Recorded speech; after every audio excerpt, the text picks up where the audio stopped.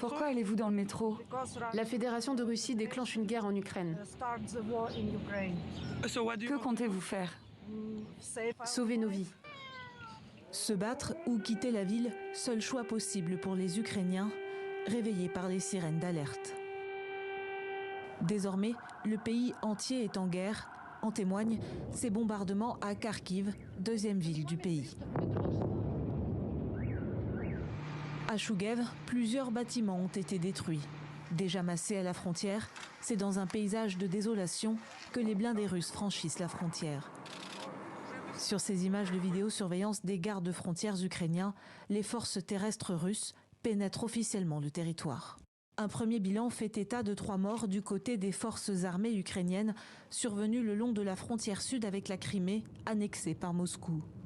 2 jours après avoir reconnu l'indépendance des territoires séparatistes du Donbass, il est 4 heures du matin à Moscou quand Vladimir Poutine lance les hostilités lors d'une allocution télévisée. J'ai pris la décision d'une opération militaire.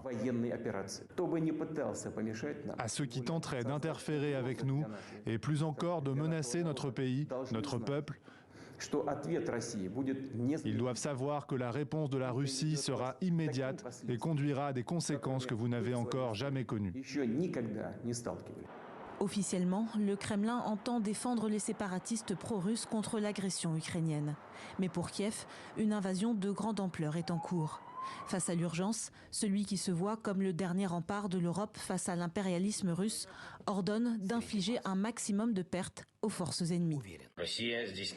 La Russie a mené des frappes sur nos infrastructures militaires, sur nos gardes-frontières et détachements frontaliers. Des explosions ont été entendues dans de nombreuses villes d'Ukraine. Nous imposons la loi martiale dans toutes les régions de notre État. Déjà plongée dans l'état d'urgence depuis mercredi, l'Ukraine avait commencé à mobiliser plus de 40 000 réservistes. La Russie affirme avoir détruit des bases aériennes et la défense anti-aérienne ukrainienne, tandis que Kiev revendique avoir abattu 5 avions et un hélicoptère russe.